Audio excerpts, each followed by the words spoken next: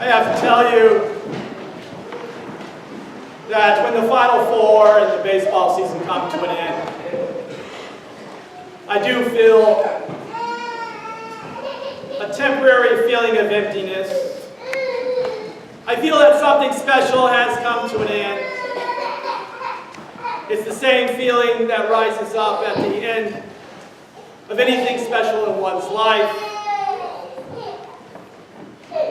But there's some things in life, like sports seasons and other events, that tell us there's always a next year. That we can always look forward with hope. That the calendar will turn around again and again until we get back to that place where that which we enjoy starts over again.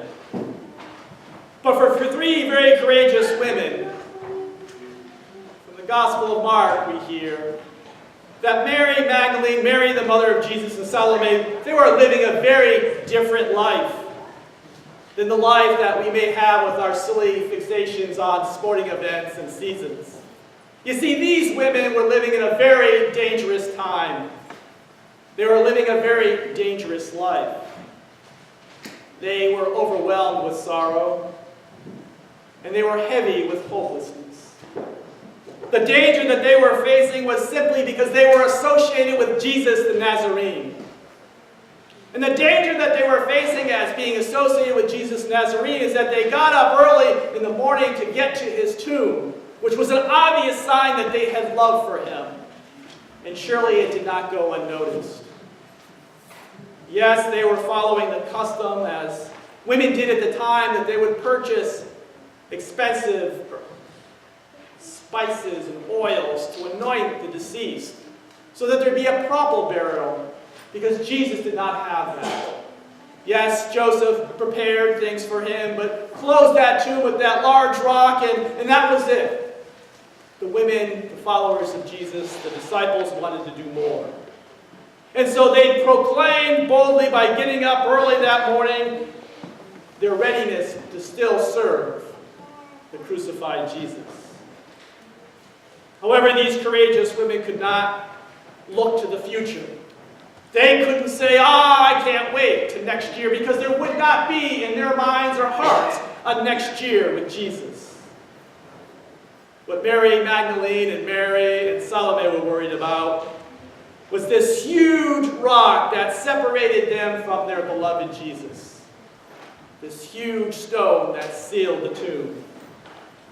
And you heard their voices as they wondered out loud, who will roll back the stone from the tomb for us?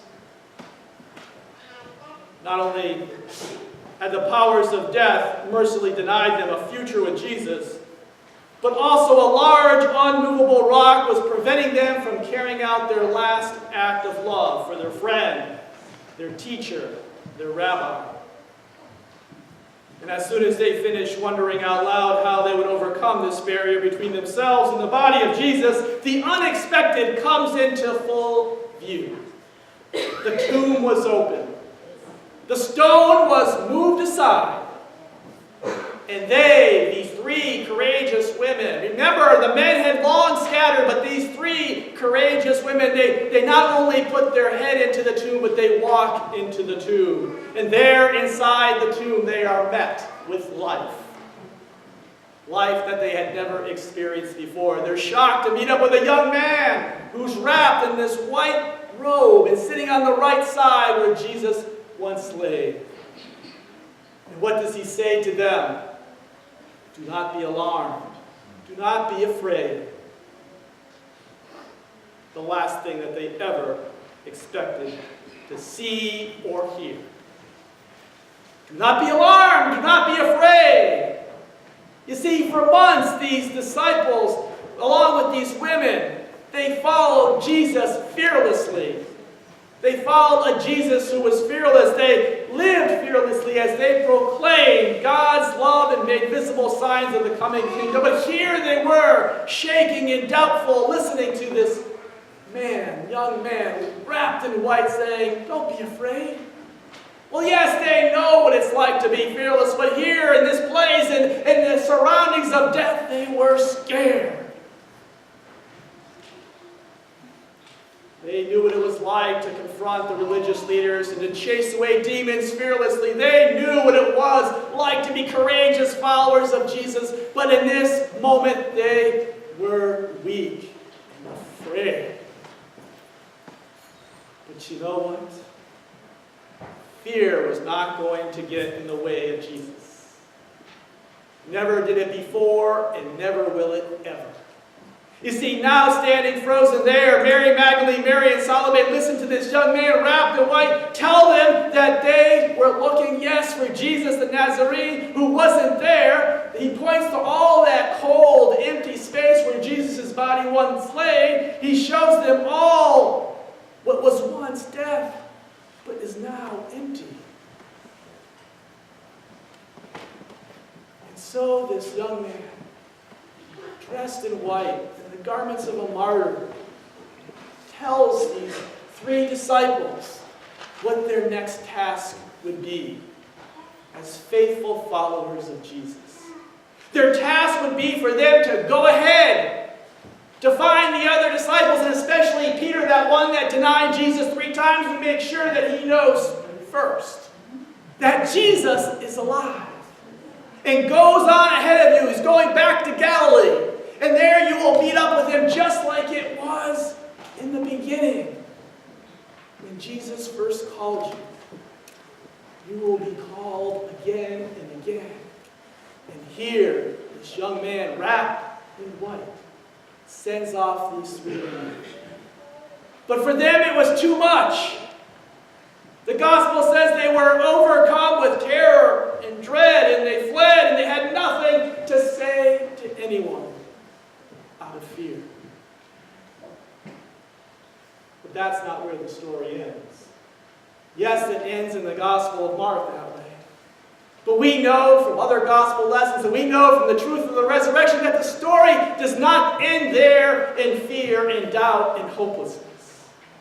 Chet Myers writes in his book, Say to the Mountain, resurrection is a gratuitous and pure, unearned gift of God.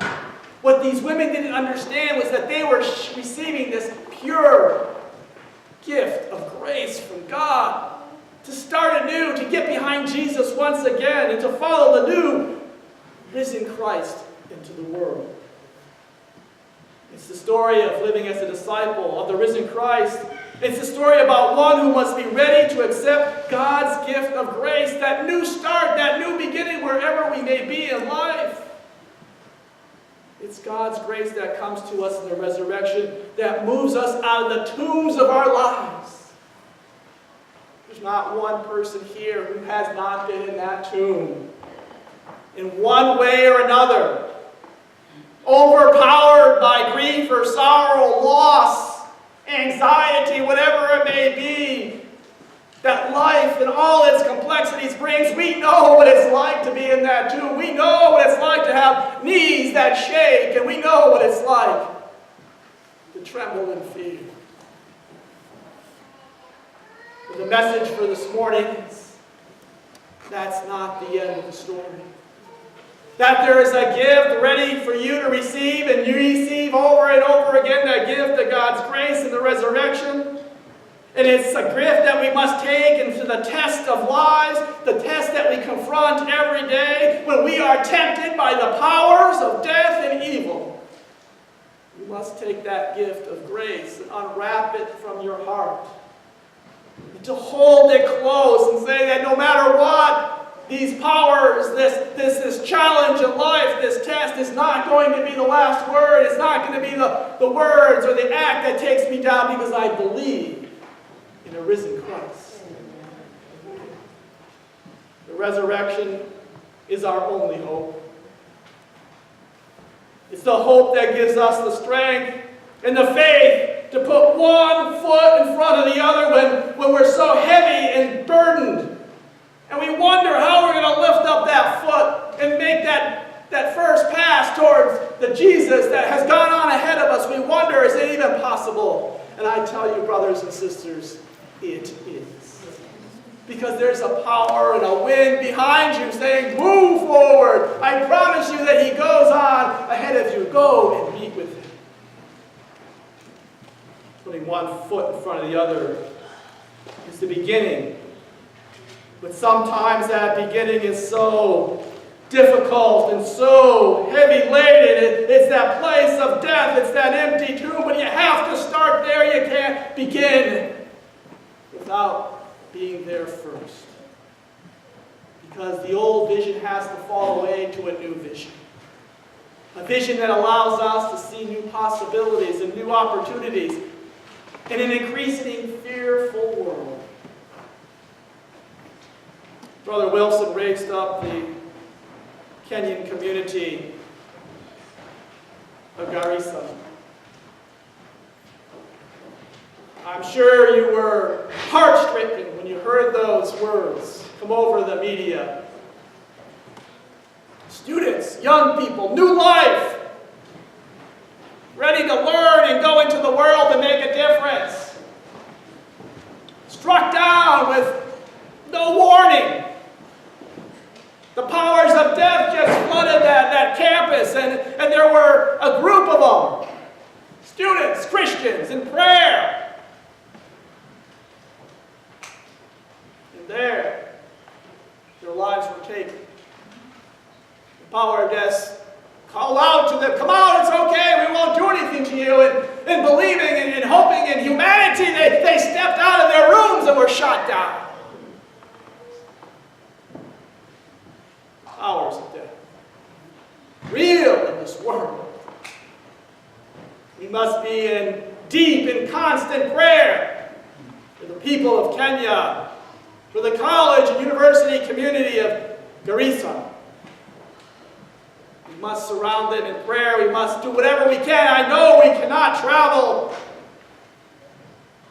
to Kenya to be along their sides, to comfort them, to give them whatever we can in this horrific time in their lives. And well, what else can we offer on this Easter morning? Christians throughout the world are proclaiming good news that death has been conquered. But here in Kenya, they're feeling that grip of pain and death in the hearts of the people. What can we proclaim to them on this Easter Sunday when they are still in the cold, dark tomb?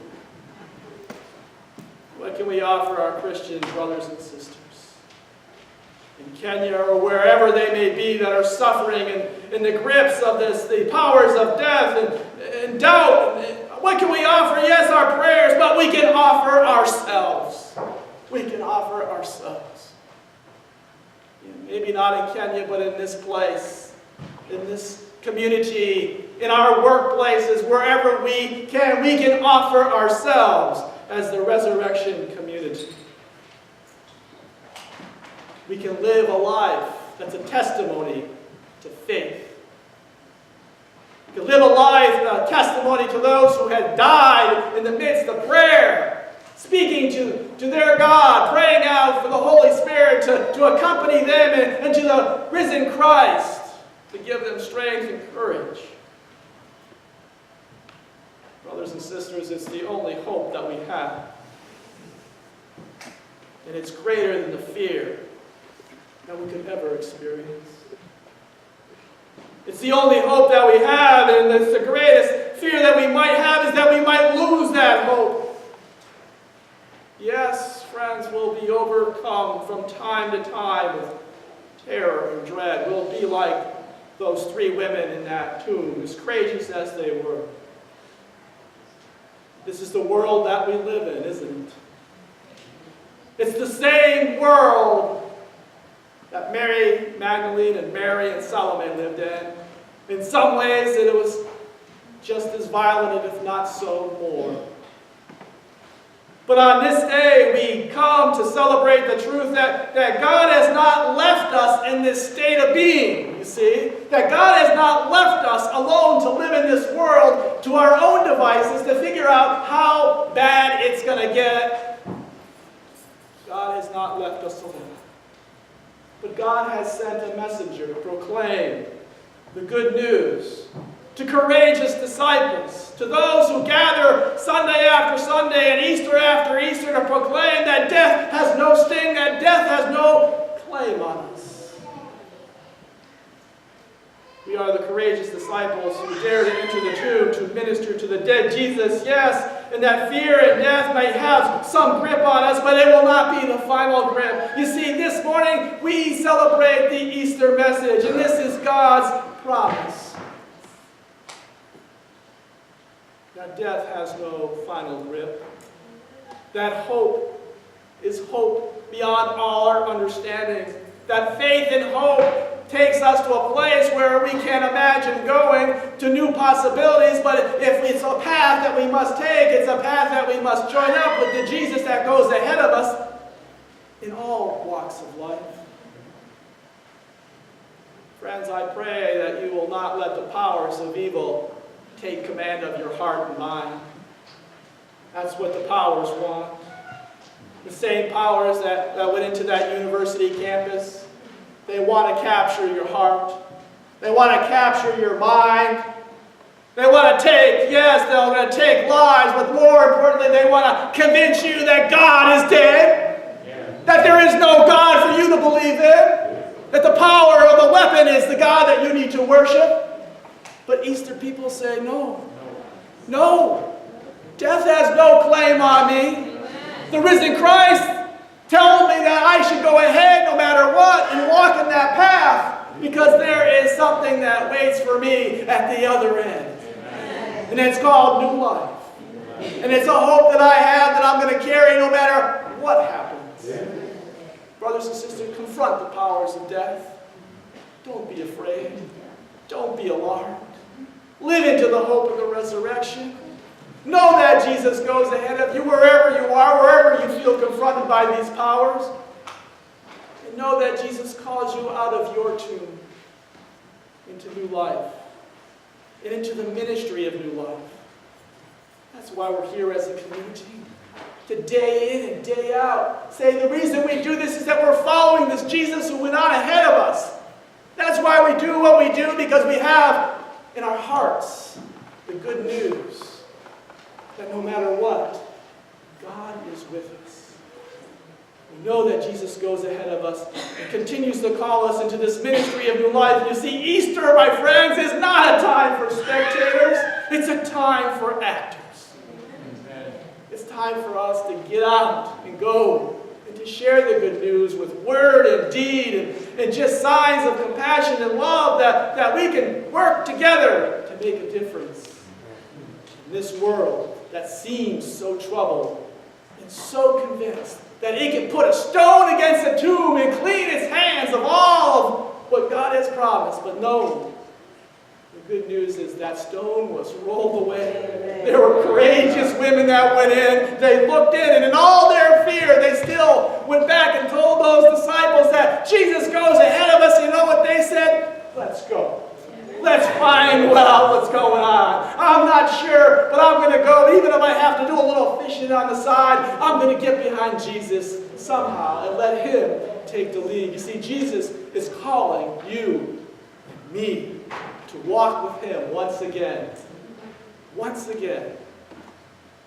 The question for us is, will we answer his call? I pray that you will. I pray that I will have that courage and I will continue to walk with you behind Jesus as we grow in faith and hope as members of the resurrection community. May your Easter be blessed. May your hope be strengthened.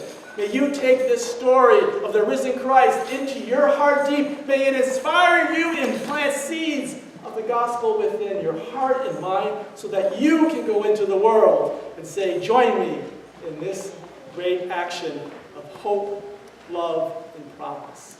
Christ is risen. Christ is risen indeed. Amen.